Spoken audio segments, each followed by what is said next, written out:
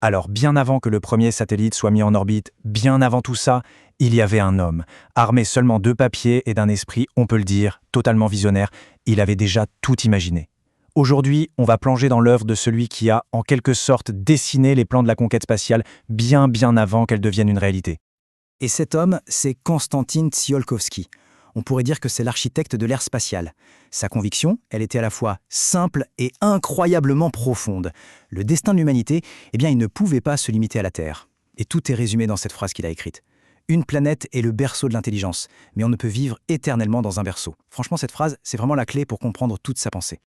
Alors, première partie, un rêve d'espace libre. On va voir à quoi ressemblerait le cosmos avant même que quiconque y soit allé. Ce qui est fascinant avec Tsiolkovsky, c'est que sa première question, ce n'était pas comment on va dans l'espace. Non, c'était plutôt mais au fait, à quoi ça ressemblerait une fois là-haut. Avant toute la technique, il y a eu le rêve de flotter comme ça, dans un endroit sans gravité. Une idée, mais complètement révolutionnaire pour l'époque. Et il a même donné un nom à ce rêve, l'espace libre. Attention, pour lui ce n'était pas juste du vide, pas du tout. C'était un véritable laboratoire cosmique, un endroit où les lois de la physique qu'on connaît sur Terre, elles ne s'appliquent plus. C'était, en quelque sorte, le terrain de jeu parfait pour la science. Et cette comparaison, elle montre bien le gouffre qu'il y a entre ces deux mondes. Tsiolkovsky, il a vraiment déconstruit notre réalité la plus basique pour imaginer ce nouvel univers.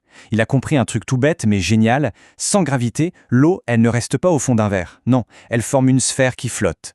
C'est une gymnastique mentale assez incroyable pour l'époque, il faut bien l'avouer. Et il ne s'est pas arrêté à la physique, non.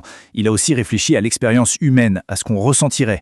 Il a prédit que l'apesanteur, ça ne serait pas du tout désagréable. Au contraire, ça serait confortable, libérateur, une sensation de légèreté totale qu'il a même comparée au summum du confort.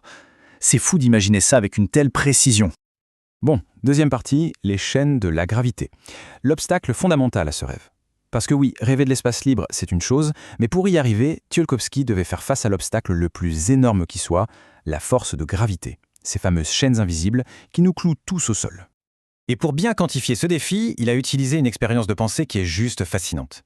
Il a calculé que l'énergie, le travail nécessaire pour soulever un objet à une hauteur égale au rayon de la Terre, c'est exactement la même énergie qu'il faudrait pour l'envoyer à l'infini, complètement hors de son attraction. C'est une idée qui va contre l'intuition, mais mathématiquement, c'est juste implacable. Et pour rendre ça encore plus concret, il a pris cet exemple tout simple. Une personne de 80 kg sur Terre, à 6400 km d'altitude, elle ne pèserait plus que 20 kg. Ça montre bien à quel point l'attraction terrestre diminue avec la distance, mais ça montre aussi et surtout la hauteur qu'il faut atteindre pour que ça commence à vraiment se sentir. Alors, on en vient à la troisième partie, le principe de réaction. La clé qui a ouvert le cosmos. La grande question, c'était comment on fait pour franchir ce mur de gravité ? La solution de Tsiolkovsky, c'est un pur éclair de génie. Une méthode pour se propulser dans le vide sans avoir besoin de quoi que ce soit sur lequel s'appuyer. Son raisonnement, il est d'une simplicité absolument géniale. Imaginez la scène. On est immobile dans l'espace. On lance une grosse pierre dans une direction.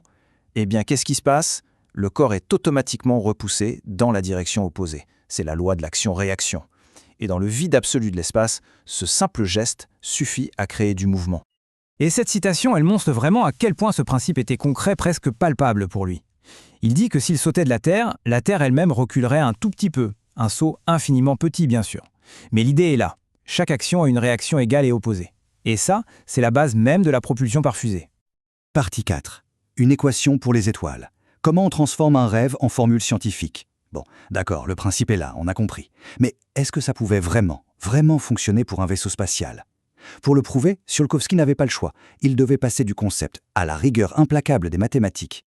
Et donc, la question fondamentale se pose, cette idée, c'était juste une expérience de pensée astucieuse, un truc sympa sur le papier, ou est-ce qu'elle pouvait vraiment être la base d'une véritable machine, une machine capable de quitter la Terre ? Est-ce que ce principe de réaction pouvait générer assez de puissance pour vaincre la gravité ? La réponse à cette question allait littéralement changer le cours de l'histoire. Et là voilà, la fameuse équation de la fusée de Tsiolkovsky. C'est le moment clé, le moment précis où la science-fiction devient une science exacte. En gros, cette formule, elle relie la vitesse finale d'une fusée à la vitesse à laquelle les gaz sont éjectés et à la quantité de carburant brûlé. C'est tout simplement le plan directeur, le mode d'emploi de toutes les fusées qui ont été construites depuis. Allez, cinquième partie, premier vol de l'imagination. On va faire un petit voyage imaginaire en orbite.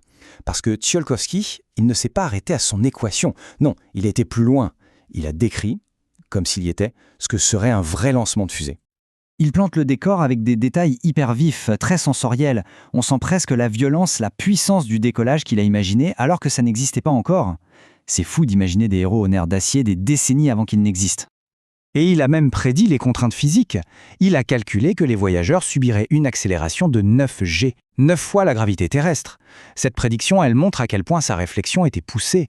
Le but, ce n'était pas juste d'aller dans l'espace, c'était aussi de survivre au voyage. Sa description de la vue depuis la fusée est juste fascinante. Il explique que la Terre, vue d'en haut, n'a pas l'air bombée, convexe, mais plutôt creuse, concave, comme un immense bol. C'est une observation de perspective qui peut paraître étrange, mais qui est parfaitement exacte. Ça montre son souci du détail, c'est juste incroyable. Et puis, une fois l'accélération terminée, c'est le moment magique, l'entrée en apesanteur. Et sa description, elle est presque poétique. Il parle des membres qui deviennent légers, sans poids, et de la tête qui semble lourde, comme si elle était séparée du corps.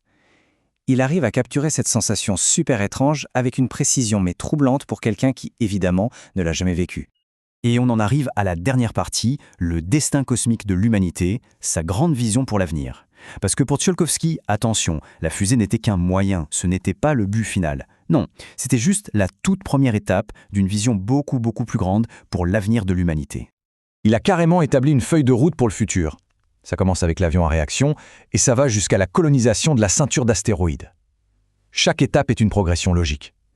Pour lui, le voyage spatial, ce n'était pas juste de l'exploration pour le fun. C'était le vrai début de notre expansion dans tout l'univers. Et finalement, toute sa vision se résume à cette question qui est hyper puissante. Pour Tsiolkovsky, aller dans l'espace, ce n'était pas juste un exploit technique. C'était bien plus que ça. C'était la prochaine étape de notre évolution. Une transformation fondamentale de ce que ça veut dire être humain. Et cette pensée, même aujourd'hui, elle continue de nous pousser à lever les yeux vers les étoiles.